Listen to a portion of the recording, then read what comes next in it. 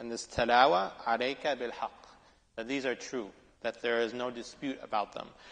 وَمَا اللَّهُ يُرِيدُ ظُلْمًا لِلْعِبَادِ. And part of the qa'idah, that Allah subhanahu wa ta'ala has certain rules and certain principles that He Himself implements in the world.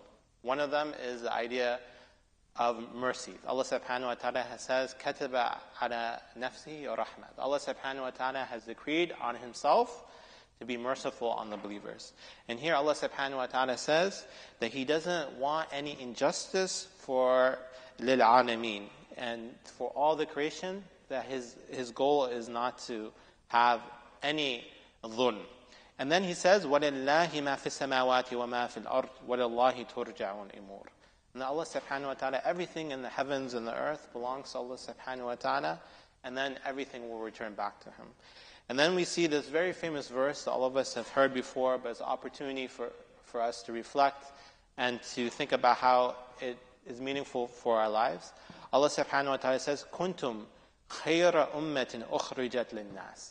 Allahu Akbar. Allah subhanahu wa ta'ala says that you as a ummah are the best ummah raised upon humanity. SubhanAllah.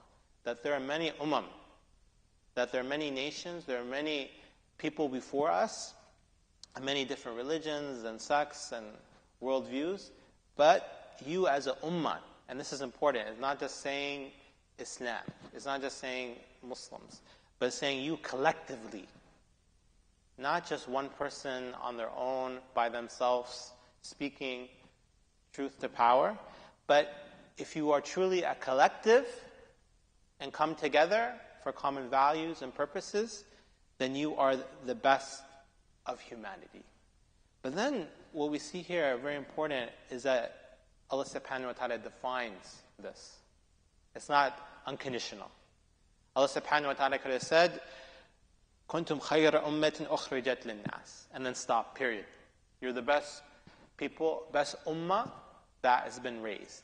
Allah subhanahu wa ta'ala continues. And this is very important because there are certain religious traditions and worldviews that they believe that God favored them, favored their family or their tribe, favored their nation unconditionally, and then they're the best people. And we see all this even with the Quraysh tribe. The Quraysh tribe, they felt they were the best people just because they were the Quraysh. But then Allah subhanahu wa ta'ala continues and explains why this ummah is the best ummah. They do something. What do they do?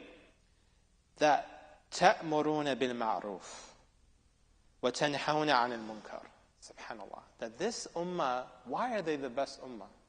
And this is something that is important for when we teach the youth and part of the youth committee here at Adams, that when we do the tarbiyah and the da'wah, we teach them to be proud of themselves. Because a lot of times the youth, young people, they feel insecure, especially as a minority. But this verse and others speak to how they should be confident in their identity. And they shouldn't be afraid of expressing it, especially their values. And then here Allah subhanahu wa ta'ala says they enjoin what is good and they forbid what is wrong. وَتُؤْمِنُونَ بِاللَّهِ, and they believe in Allah subhanahu wa ta'ala. What a powerful verse. Allah subhanahu wa ta'ala says that these people, that the best of ummah, are the people that have iman. Allah subhanahu wa ta'ala connects social justice with faith. And this is important because sometimes you go into certain social justice movements and the people completely secular, have no connection with Allah subhanahu wa ta'ala. And then you go to the pious people and they pray, they do the salawat, they do the fasting, but they're not connected at all with society or enjoining what is good and forbidding what is wrong. But Allah subhanahu wa ta'ala says they do these three things. That they enjoin what is good, they forbid what is wrong. They say, sometimes we encourage our youth, our people, we can encourage one another, say, good job, do that. But you also have to say, don't do that. Don't say this. You have to stand up strong. You have to tell people also that they're doing something wrong. It's not just simply encouragement. And then, وَتُؤْمِنُونَ بِاللَّهِ, and they believe in Allah subhanahu wa ta'ala. They have iman in their hearts. إِنَّ الصَّلَاةَ تَنْهَى عَنِ الْفَحْشَاءِ وَالْمُنكَرِ. That when someone prays and they pray properly, then they are prohibiting what is wrong. That the salawat is not divorced from the zakah and enjoining what is good. And then Allah subhanahu wa ta'ala continues, and says, وَلَوْ آمَنَ أَهْلُ الْكِتَابِ لَكَانَ خَيْرًا لَهُم. That if the people of the book, if they believed, then that would be the best thing for them. مِنْهُمُ الْمُؤْمِنُونَ. From them are believers, they have iman.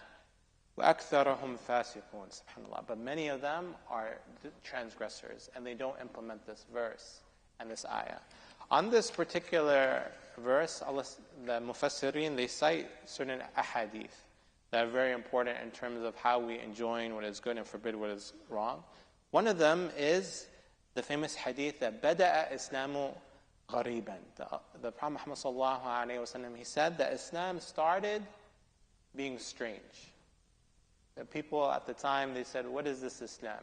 This man is claiming to be a prophet, and he's talking about Tawheed, and it started not being well known.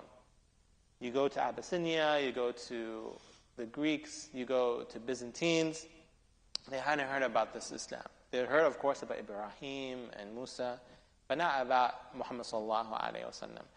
وَسَيَعُودُ كَمَا بَدَأَ. And then Islam will return as it started.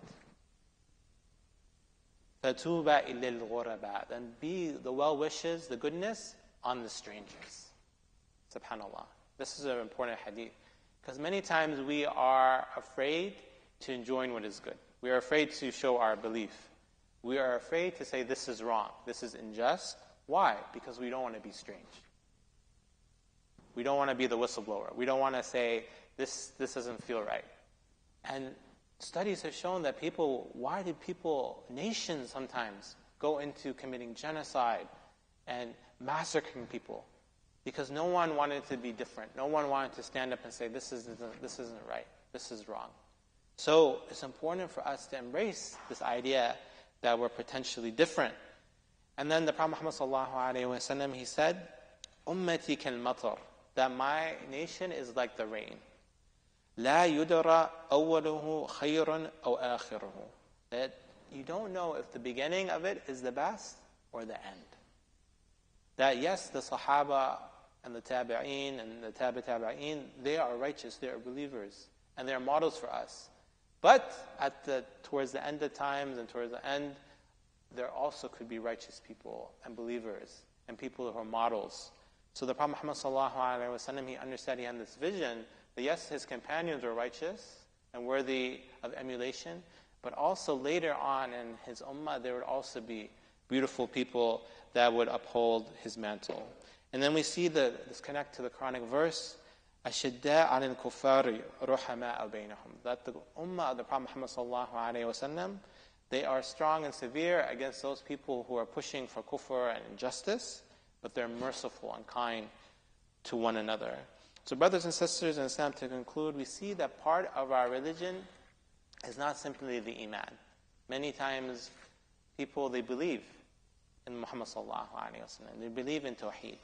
But we are the best nation collectively, ummah, because we enjoin what is good. And we say this is incorrect, this is wrong.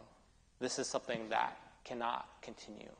And this is important for us, especially as a Muslim community here in the United States, because sometimes as we get older and more mature, we become more established. We have good jobs, we have a nice house, car, family. And because we become more established, we begin to have privilege. And if we have privilege, then we are afraid to speak up. We become comfortable in our particular social positions, and we don't want to say this is wrong. And this is important for us as Adams and as a community, that we embody this verse. That we don't just understand Islam as the ibadat, but we are part of society, affirming what is good and also prohibiting what is wrong. And we see here the importance of our youth, our young people. And we see this, Sheikh Dawood Nasimi and others have mentioned, that we see throughout the country. I was recently, this last weekend, in New Jersey, and we went and prayed in a masjid near Rutgers University. And the university, many of the youth, the young people, the MSA, they had done an encampment, and they had come to agreement with the university.